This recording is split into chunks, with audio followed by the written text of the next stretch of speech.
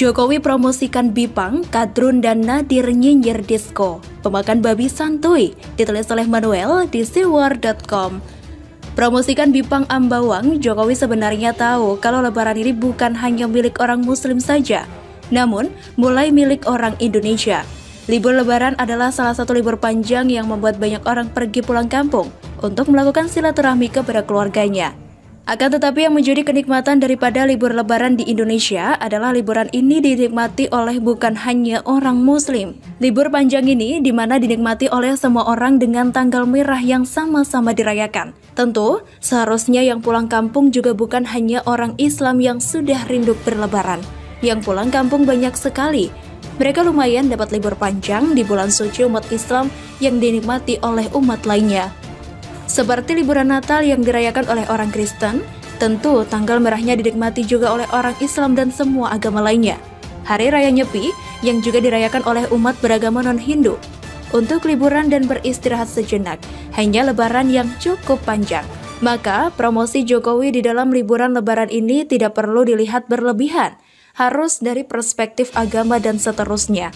Negara ini sudah mabuk agama. Sejak Novel Baswedan dan KPK mulai masuk menghancurkan KPK dan bikin negara khilafah dalam KPK dengan mentor Abdullah Hehamahua. Banyak sekali orang-orang yang ingin membela Jokowi soal Bipang itu adalah semacam snack beras alias rice cracker lokal di daerah-daerah tertentu. Tapi enggak juga sih, saya sudah melihat pidato penuh dari Joko Widodo yang memang mempromosikan Bipang Ambawang yang memang adalah babi panggang. Jokowi tidak perlu dibela soal bicara ini. Ada bahkan orang Australia dengan admin bodohnya mengatakan bahwa Jokowi salah karena konteks lebaran ini adalah untuk umat Islam. Tapi menurut saya, admin atau Gus Nadir yang ada di Australia itu yang sudah ngawur dan mereduksi lebaran. Konteksnya lebaran jadi nggak boleh bawakan kuliner babi panggang. Ya enggak dong, nggak harus makanan halal semua yang diiklankan. Karena yang terdampak pandemi bukan hanya orang Islam karena tidak bisa berlebaran di rumah keluarga. Yang terdampak pandemi sehingga dilarang pulang adalah seluruh rakyat Indonesia. Pelarangan pemerintah untuk mudik juga nggak pakai urusan agama. Jadi, kalau pelarangan mudik pakai urusan agama, misalnya yang Islam saja yang tidak boleh mudik, ya silakan hajar Pak Jokowi soal babi panggang. Tapi, sekarang polisi yang menjaga perbatasan itu tidak menyuruh kita memperlihatkan kolom agama di KTP. Jadi baik yang Kristen, Islam, Buddha, Hindu, ya nggak bisa pulang kampung. Dampak dari nggak bisa pulang kampung apa dong? Ya nggak bisa makan babi. Sederhana kan? Lagi pula kita mengetahui juga kalau yang disebut Jokowi dari sekian banyak, hanya satu itu saja babi panggang Ambawang. Saya jadi bingung, para kadron Mustafa Nahra ditambah Gus Nadir yang ada di Australia, ketularan mabuk agama. Kalau saya adalah seorang perantau dan nggak bisa mudik ke kampung halaman, saya makan RW dan juga olahan babi. Pasti saya bakalan beli kuliner itu. Ketika Kadrun dan Gus Nadir mencela Jokowi, muncullah seorang mantan Menteri Agama yang masih mencoba untuk menjaga kewarasan berpikir. Ia mengatakan bahwa sangat jelas soal pidato Jokowi ini. Konteksnya memang lebaran, tapi yang terdampak pandemi ya semua orang termasuk pemakan babi. Hemat saya bisa dipahami seorang presiden mengajak membeli Bipang. Sejauh ajakan itu ditujukan untuk warganya yang tak mengharamkannya, bukankah warganya tak semuanya muslim? Dan kalau ada presiden yang mempromosikan makanan babi panggang, mau dia non-Kristen, saya akan menyambut baik. Ini memang sebuah tugas yang cukup berat menjadi presiden, karena presiden ini adalah milik rakyat, bukan milik Mustafa Nahrawardaya. Presiden Jokowi mempromosikan kuliner babi panggang, kalaupun benar, ya suka-suka dialah. Dia punya hak, mau di lebaran sekalipun itu hak dia. Karena di lebaran yang kena pandemi bukan hanya orang Islam, sederhana sekali kan? Jadi jangan generalisasikan pidato lebaran Jokowi. Jika dia mau mengendorse makanan-makanan non-halal sekalipun di bulan Ramadan, kalau haram, ya umat Islam gak usah beli. Kan Jokowi bicara bukan cuma untuk kaumnya, melainkan untuk umat pemakan babi yang juga kena dampak larangan mudik.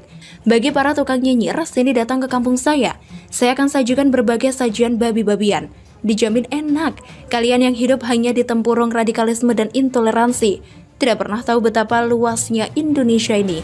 Apa benar kalian pengikut Febri dan Novel? Begitulah babi panggang. Kenapa polisi belum menangkap Adi Hidayat penista agama? Takut ya? Ditulis oleh Murasi Fudan di siwar.com. Masih ingat soal kasus Joseph Paul Zhang yang diburu polisi karena diduga melakukan penistaan agama Islam melalui channel YouTube? Kabarnya, seluruh kemampuan dan peluang yang ada akan dimaksimalkan sedemikian rupa agar dapat menangkap JPZ karena yang bersangkutan dikabarkan berada di luar negeri, tepatnya di Jerman. Bahkan polisi berencana akan memeriksa keluarga JPZ yang ada di Indonesia.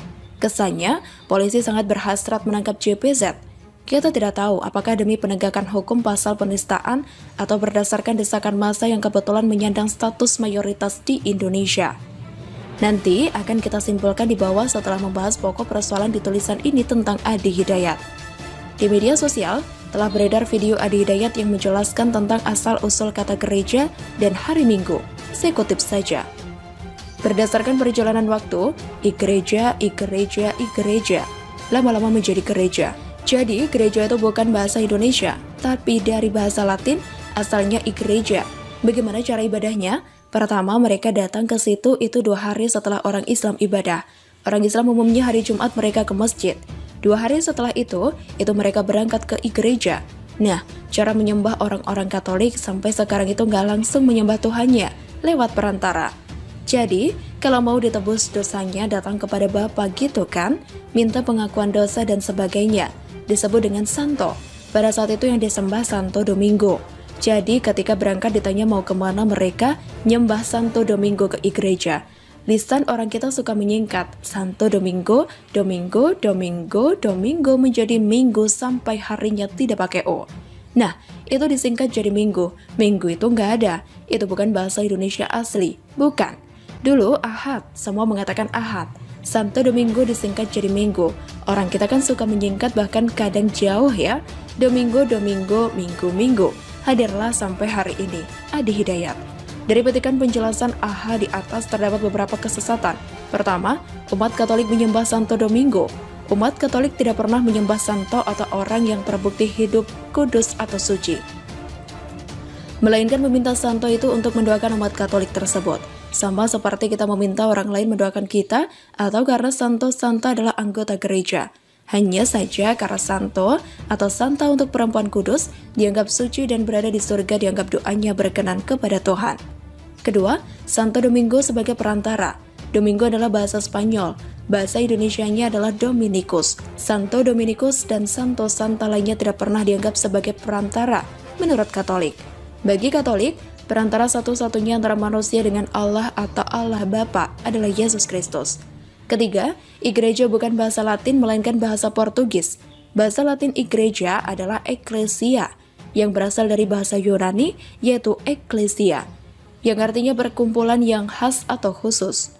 Katolik Indonesia tetap mempertahankan kata gereja yang dibawa oleh misionaris Portugis untuk menunjukkan kekhususan kumpulan umat kepada Kristus. Keempat, hari Minggu tidak ada kaitannya dengan Santo Domingo atau Dominicus. Santo Dominicus lahir dan disahkan jadi santo setelah ribuan tahun setelah Katolik menjalani ibadahnya pada hari Minggu.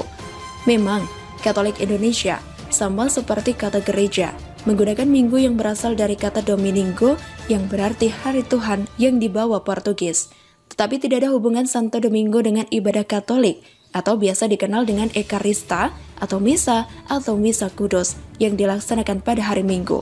Itulah beberapa kesesatan AHA. Saya sarankan jika mau menjelaskan tentang agama orang lain kepada yang seagama, pastikan penjelasanmu sama seperti bagaimana yang punya agama meyakininya, agar tidak terjadi kesesatan.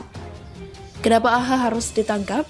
Karena dia sedang menistakan agama Katolik dan menghina umat Katolik dengan menyatakan bahwa umat Katolik menyembah santo dan santo adalah perantara umat Katolik kepada Allah. Ini adalah bentuk penistaan.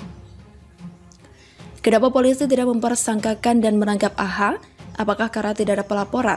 Apakah karena tidak ada desakan publik? Apakah karena umat Katolik tidak mengancam membunuh AHA sama seperti yang terjadi pada JPZ? Apakah polisi takut dianggap kriminalisasi ulama? Atau memang polisi menegakkan hukum secara pilih bulu?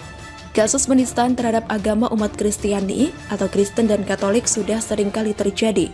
Yang diduga menista pun sudah dilaporkan seperti Waloni dan Somat. Tetapi sampai sekarang mereka tidak diproses, malah semakin bebas. Dari fakta-fakta ini dapat disimpulkan bahwa polisi tidak bergerak karena semua pertanyaan di atas. Saya sebenarnya tidak setuju dengan pasal penistaan agama, karena menurut saya, agama tidak akan rusak hanya karena nistaan manusia. Pasal tidak jelas seperti itu hanya akan menambah keriuhan saja. Saya lebih setuju kalau setiap orang bebas berbicara tentang agama apapun dengan cara apapun, selama tidak mencelakai atau melarang orang lain untuk melaksanakan keyakinannya. Misalnya, saya bebas berbicara tentang Islam tanpa ada ketakutan dituduh menista. Kalau setiap orang bebas menilai, tidak baperan, maka tidak akan ada yang merasa tersakiti hanya karena yang tidak seagama berbicara tentang agama tertentu. Saya sendiri tidak merasa tersakiti hanya karena cocok logi Adi Hidayat. Karena menurut saya, bodohlah saya kalau sakit hati menanggapi orang bodoh dan jahat, membohongi pengikutnya. Tetapi, sebagai warga negara saya meminta kepolisian untuk berlaku adil menegakkan hukum, termasuk soal penistaan agama. Jika memang tidak bisa adil, lebih baik pasal itu dicabut saja. Kasihan citra kepolisian jadi buruk hanya karena mengikuti kemauan orang-orang yang hati dan juga agamanya rapuh dan lemah. Gara-gara pasal penistaan agama, tidak ada lagi canda di antara yang berbeda agama soal agama. Tidak ada lagi diskusi, sebab nanti takut dituduh menista agama. Lebih baik dicabut saja soal penistaan agama. Salam